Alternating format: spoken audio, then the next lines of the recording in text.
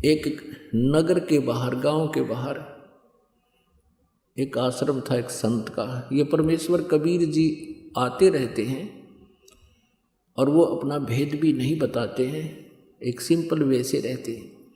तो वो उस संत के यानी उस परमेश्वर कबीर जी ही थे वो स्वयं। उसने 2-3 आश्रम बता रखे थे कि मेरे 2-3 आश्रम हैं, और प्रत्येक आश्रम में उसने 2-2, 3-3 महीने बांट रखे थे एक वर्ष में। तो जब वो उस नगर में, उस गांव के निकट वाले आश्रम में रहते थे 2 महीने या 3 महीने,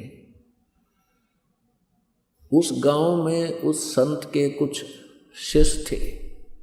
तो वो क्या करते थे, वो संत वहाँ कोई खाने की व्यवस्था स्वयं नहीं करते थे। नगर से, उस गांव से जो शिष्य थे उन्होंने अपनी ट्रन बांध रखी थी, बारी बांध रखी थी, नंबर बांध रखा था कि आज जैसे एक दिन शुक्रवार का जैसे अरफूल का, और मंगलवार का फिर दूसरे का, बुधवार किसी तीसरे का, ऐसे ऐसे 10-20 घर थे उन्होंने बांट रखे थे अपने। तो वहाँ उस गांव से एक परिवार से ही उस आश्रम में संत भक्तों के लिए, और जो संत थे उनके लिए 2-4 भक्त रहते थे, उनके साथ भोजन जाता था। एक दिन एक बहन का नंबर आ गया और उसका दूध फट गया। उसने सोचा अपने पड़ोसन से दूध ले आती हूँ, उधारा ले लूँगी, फिर दे दूँगी शाम को या कल दे दूँगी। वो उस एक पड़ोसन के पास गई, वो विधवा थी, उसका इकलौता पुत्र था। अपने आत्माओं किसी के घर कोई वस्तु मांगने जाते हैं तो पहले कुछ शिष्टाचार के नाते कुशल मंगल अवश्य कहा सुना जाता है। उस संत की शिष्य बहन ने उस जिसके दूध मांगने गई थी उससे कहा कि बहन कुशल हो, परिवार ठीक है। उस विधवा बहन थी जो, उसकी आंखों में आंसू आ गए। कहने लगी, बहन मेरे जीवन में सुख भगवान ने लिखा है को नहीं। पहले तो पति मरा, आपको पता है, ये पड़ तो भारी दुख। फिर ये सोची थी इकलौता पुत्र है, जब इसका पिता की मृत्यु हुई यो 7-8 वर्ष का था। अब ये सोची थी कि ये युवा हो जाएगा, इसने पाल पोस के बड़ा कर दूंगी, अपना काम संभाल लेगा और इसका विवाह कर दूंगी, मुझे सुख का सांस आ जाएगा। अब ये लड़का 15-16 वर्ष का हो गया, ना काम करता और ये शराब पीवे और पैसे घर से जो चीज़ मिल जाती है यानी पैसे ले जाता है और पता नहीं कहाँ रहता है। सारा दिन मुझे पता नहीं इसका, ना बताता, देर से आता है, और कुछ कभी कहती हूँ तो लड़ने को तैयार हो जाता है। यूँ कहकर बहुत रोने लगी। तब उस जो सत्संग में जाती थी उस बहन ने कहा कि बहन तू ऐसे कर, हमारे साथ तू सत्संग में चला गए और वहाँ जाने से तेरा मन भी हल्का होगा। आज सारा दिन यहाँ टेंशन में पड़ी रहती है, वहाँ परमात्मा की चर्चा सुनेगी, बतलावेगी, तेरा मन खुश होगा और परमात्मा की शरण में आने से बहुत लाभ हो जाता है। तेरे बेटे को भी परमात्मा ही सुधार सकता है। वो कहने लगी, नहीं बहन, नहीं नहीं नहीं, ये एक और नया मुकदमा शुरू हो जाएगा। मैं विधवा हूँ और यदि मैं सत्संग में जान लगी तो ये मेरे आसपास के जो जेठ देवर ये ही ना जीण देंगे, 100 व्यंग कसेंगे, पता नहीं के बात बनाओगे। और तुम्हारे तो पति जीवित हैं, तुम्हें तो कोई कह नहीं सकता, मैं नहीं जा सकती। उसने चैप्टर क्लोज कर दिया। फिर उस बहन ने कहा कि बहन ऐसे ऐसे मैंने अपने गुरुदेव के लिए आज भंडारा देना था, मेरा दूध फट गया और आपके दूध है, मैं दूध लेने आई थी, ते उधारा दे दे, तेरा कल दे दूंगी।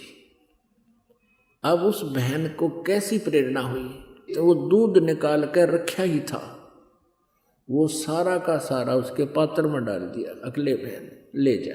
सत्संग में जाने वाली सत्संगिन बहन ने कहा कि कुछ तो रख ले बहन तो, कि ना इशारा ले ले, मेरा तो पाप में जाना सारा ही, और मेरा भी भाग उदय हो जाएगा, साधु संत भक्त आहार करेंगे। अब क्या प्रेरणा हुई, ये कहते हैं करा करावे साइया मन में लहर उठा, दादू से दर जीव का वो आप बगल हो जा। अब वो बहन दूध ले आई, खीर बनाई और महात्मा को खिला दी, साधु भक्तों को, संतों को। अब वो ये सोचने पर विवश होगी कि मैं भी ऐसे सारा दूध नहीं दे सकती, मैं जबकि भगवान के चरणों में और भगत को आती हूँ। जिस प्रकार इस बहन ने समर्पित कर दिया, सब कुछ दे दिया, इसमें अवश्य जगह है परमात्मा की, इसका भूल पड़ेगी। तो धीरे धीरे वह उसके पास जान लाएगी। और उस लड़की ने ये कह दिया था, बहन उदारा उदारा ना लूँ मैं, तू ले जा मेरे पास, ये तो मैं वैसे ही दूंगी। तो वो धीरे धीरे उसके पास जान लाएगी, भगवान की चर्चा सुना दे। कभी वह 10 मिनट सुने फिर उठ कर चली जा, कोई काम लग जावे। क्योंकि कहते तुलसी पिछले पाप ते हरि चर्चा ना भावे, और जैसे जबर के बेगते या भूख विदा हो जाए। अब जिसके पाप करने बढ़ जाते हैं उसको राम नाम की चर्चा अच्छी नहीं लगती। जैसे जवर के रोगी को, जैसे मलेरिया के रोगी को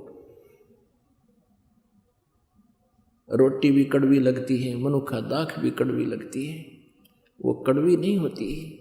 लेकिन उस बुखार के उस जवर ने उसके शरीर की व्यवस्था को ऐसा बिगाड़ दिया कि मीठी चीज भी, मीठे पदार्थ भी कड़वे लग रहे हैं। ठीक इसी प्रकार जिनके पाप कर्म बढ़ जाते हैं उनको परमात्मा की चर्चा रूपी मनुखा दाख भी कुनीन जैसी कड़वी लगती है।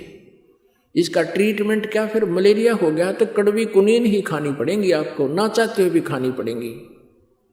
और उनके खाने से फिर वो मलेरिया जबर ठीक हो जाएगा। फिर वो रोटी जो कड़वी लगा करती थी वो इतनी स्वादिष्ट लगेगी, लुखी सुखी भी खा जाओगे, जब सब्जी ना बनी होगी तो। पुण्यात्माओं, ठीक इसी प्रकार हमारे साथ बीती हुई है, और जितने भी भक्त यहाँ आए सबके साथ ऐसा ही संघर्ष हुआ है। परमात्मा की चर्चा शुरुआत में सुन नहीं सकते थे, थोड़ी सी बात सुनी उठकर चल पड़ते या दिमाग कहीं घूमने लग जाता। और मालिक की दया हुई, ये कुनीन हमने खानी शुरू कर दी। ना चाहते हुए भी सुनते रहे, 10 मिनट बैठे रहे, कभी 20 मिनट, फिर घंटा, और फिर ऐसा जबर उतरा। अब ऐसी भूख लगती है, आप देख लो कहाँ कहाँ से, कोई 1000 किलोमीटर से, कोई 500 किलोमीटर से, कोई 200 किलोमीटर से। अब इतनी भूख लग रही है आपको क्योंकि आपके वो पाप कर्म समाप्त होने लग रहे हैं, और आपकी आत्मा में भूख बढ़ेगी परमात्मा की चर्चा सुनने की। अब यही स्थिति उस बहन की होगी।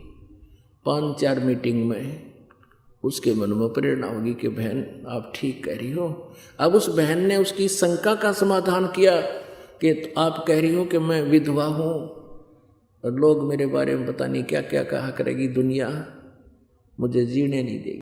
आप सुन रहे थे जगत गुरु तत्वदर्शी संत रामपाल जी महाराज जी के मंगल प्रवचन। अधिक जानकारी के लिए विजिट कीजिए हमारी वेबसाइट www.jagatgururampalji.org। संत रामपाल जी महाराज जी के शुभ आशीर्वाद से पूरे विश्व भर में 500 से भी ज्यादा नाम दीक्षा केंद्र हैं, जिन पर संत रामपाल जी महाराज जी द्वारा ऑनलाइन निशुल्क नाम दीक्षा दी जा रही है। अपने नजदीकी नाम दीक्षा केंद्र का पता करने के लिए संपर्क करें 8222880541।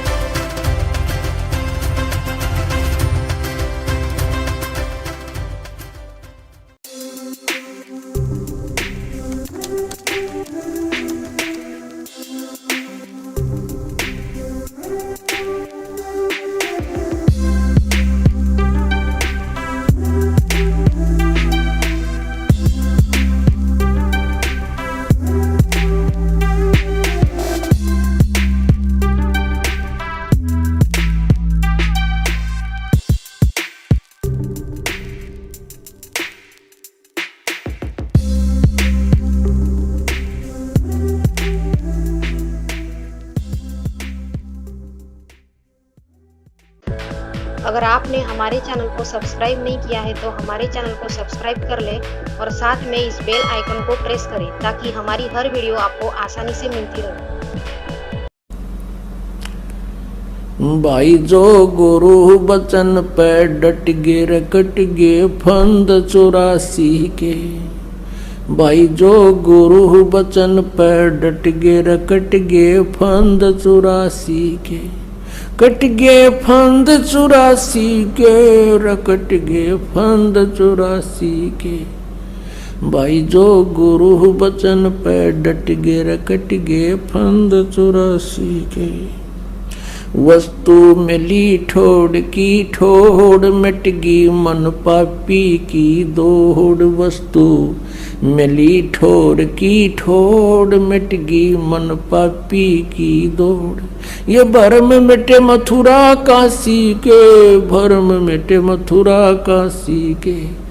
भाई जो गुरु बचन पे डट गे रकट गे फंद